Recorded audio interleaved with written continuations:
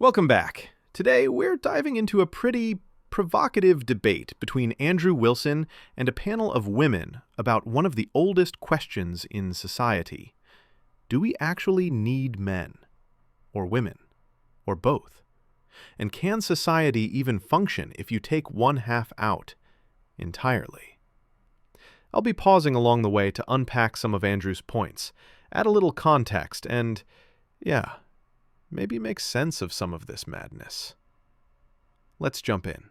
Do we need men? Yes. Just like we need women. We need both. I don't think there's a world where it can just... You don't think... Okay. What do you think? Andrew's meditating on that one. Huh?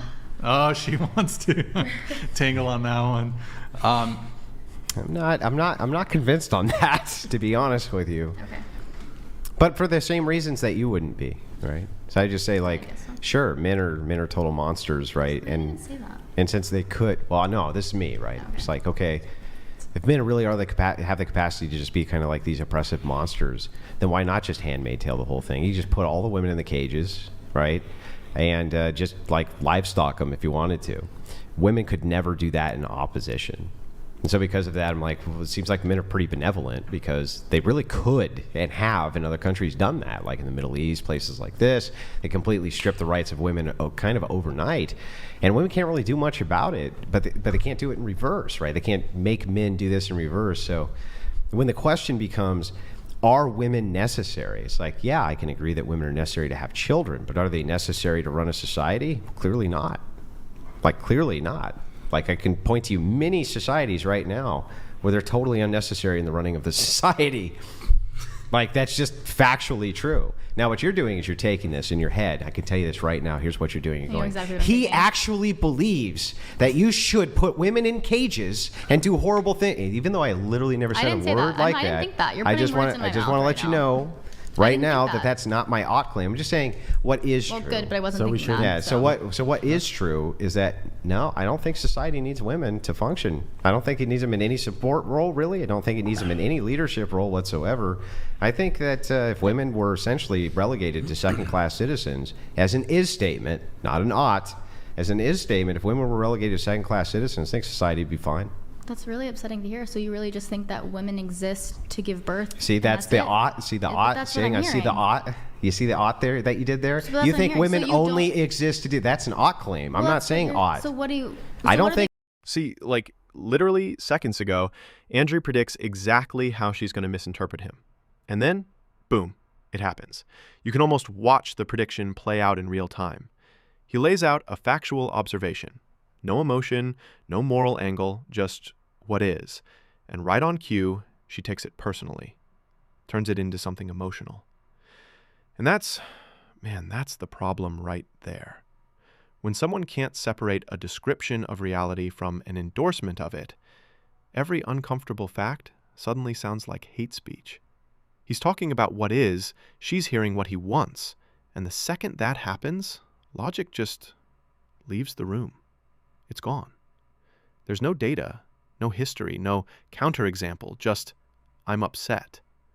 And that I'm upset becomes the entire argument. What's wild, though, what's actually wild, is how predictable it is now. You can't even challenge feminist dogma without it being taken as a personal attack. It's not reason anymore, it's reflex. And that reflex, right there on camera, just proves his point for him.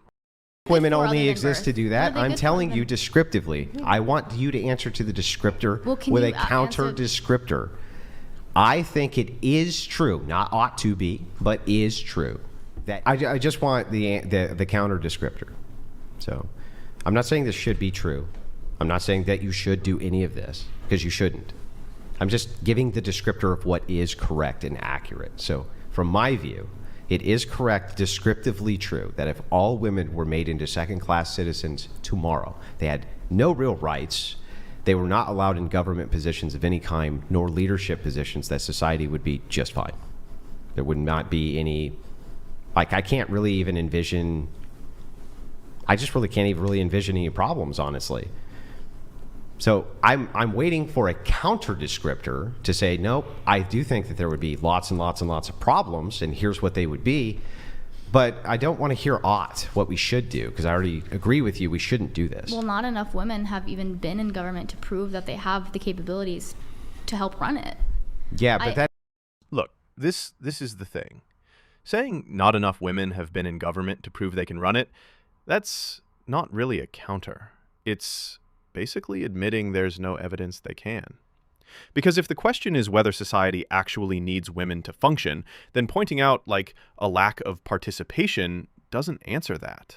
It's sidestepping the point. History already gives us the data. Almost every major civilization, Greece, Rome, China, Europe, all of them were built, sustained, defended, run, mostly by men. Not out of some cartoon patriarchy thing, but just practicality, division of labor, survival. And even right now, if you look around, the countries with the least amount of women in leadership, Saudi, Qatar, Kuwait, they're still running, still stable, still rich. You might not like how they operate, and yeah, fair enough, but descriptively, they work. So that whole "we just haven't seen enough women in power" line, that's not a refutation. That's a hope.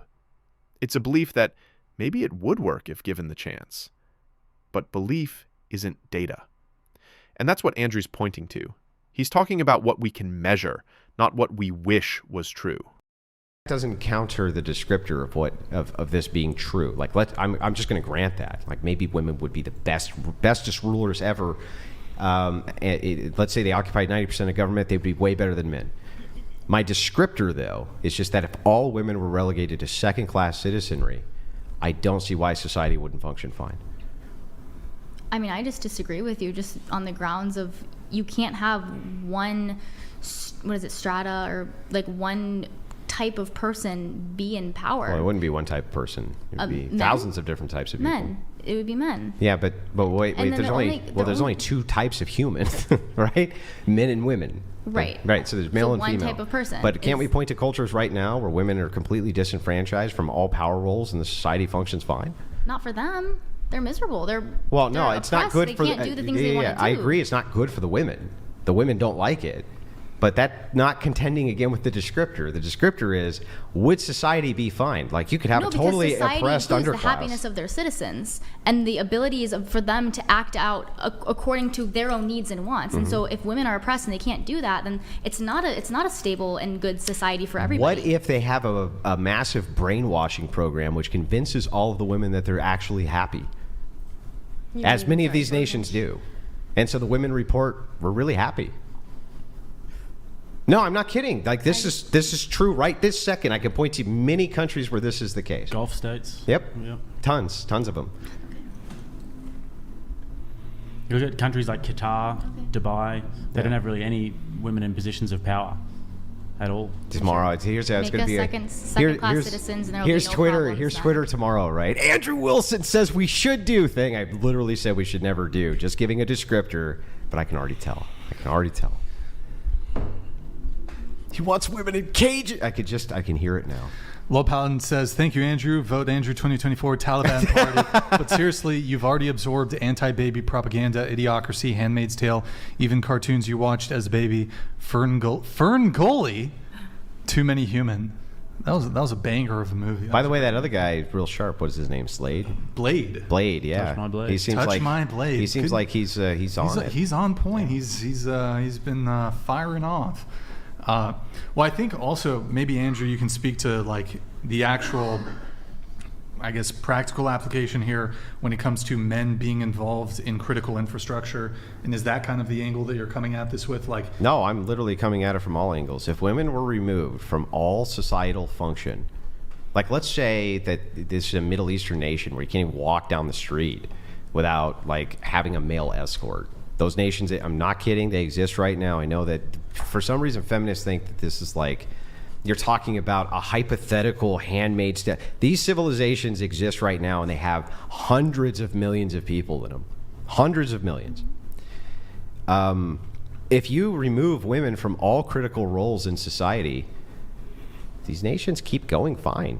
Like, and in many cases, they thrive. Like, that is descriptively true. So I don't even know why people argue it. It's like, Yeah, he's right. That's actually true.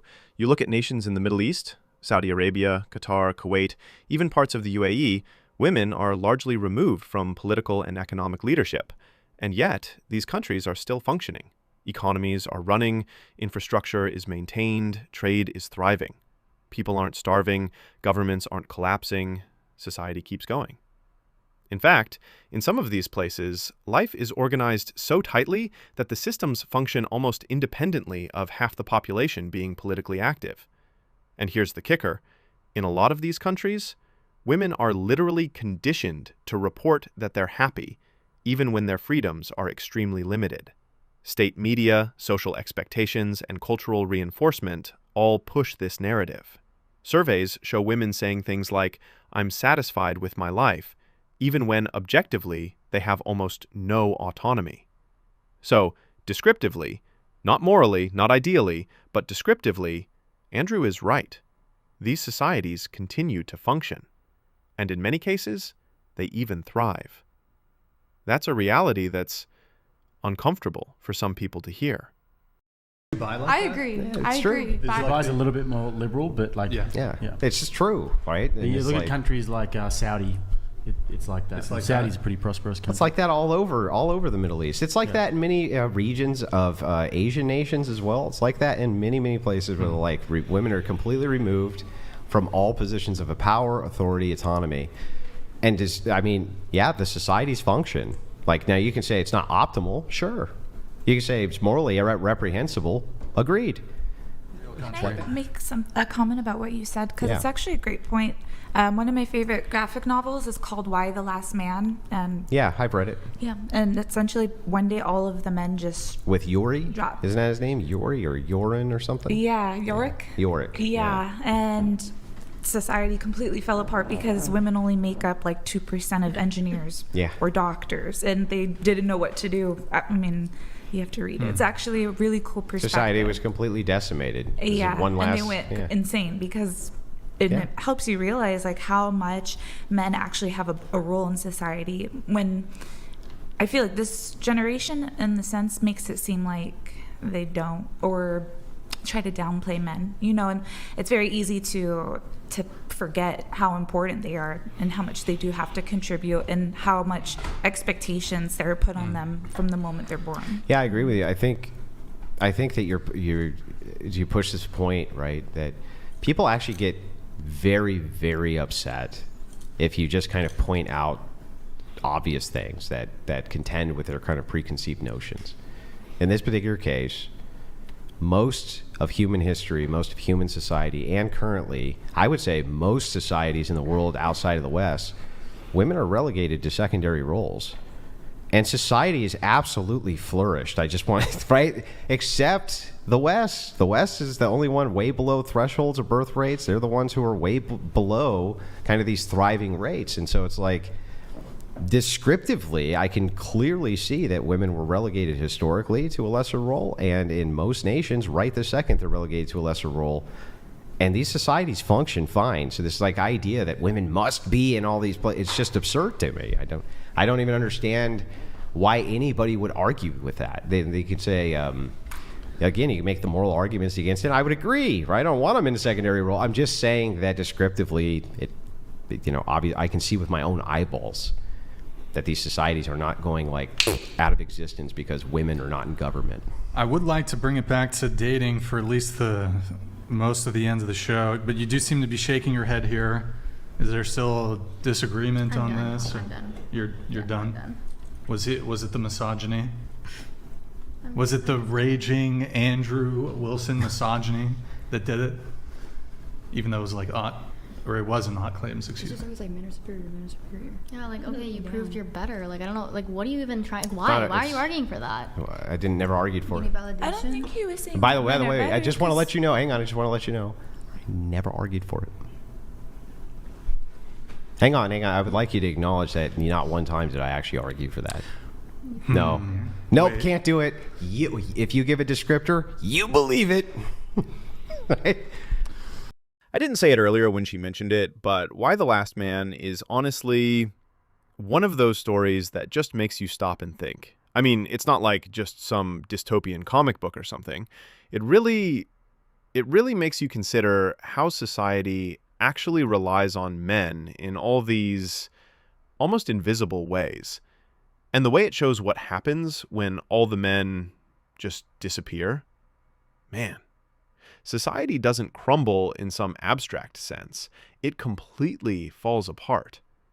I mean, it's kind of scary, but in this really thought-provoking way. You start to notice engineers, doctors, leadership roles, infrastructure, all these things we kind of take for granted. And the story, it really drives home how much work just goes unnoticed until it's gone. Honestly, I'd recommend it. Yeah, even to my female viewers. It's not about proving one group is superior or anything like that. It's about seeing the reality of how society functions and just realizing how fragile things are when half the population is suddenly removed from key roles. It really makes you stop and think about all the structures we take for granted, you know? Do you think society would be better without men? I don't think society would be better without men or women. Like, there need to be both. And well, also, for to answer your reproduction. point, for a reproduction. society, women need to be reproduction. nurturers, educators, caregivers. And that's not to say that they can't also do other things. And yes, maybe this book you read proved that, like, they're 3% or 2% of engineers or doctors or whatever. But if in a world, hypothetically, if men did not exist, a world could still flourish with just women. I'm not, like, it can, if just men, a world could flourish. Just women, a world could flourish. But with both, there needs to be some kind of level ground where both can flourish at the same time without pushing down another. Exactly. Yeah. See, that's exactly where this whole debate just goes in circles. She says a world with just women could flourish, but come on. We've seen what happens when half the system's gone. It doesn't flourish, it collapses.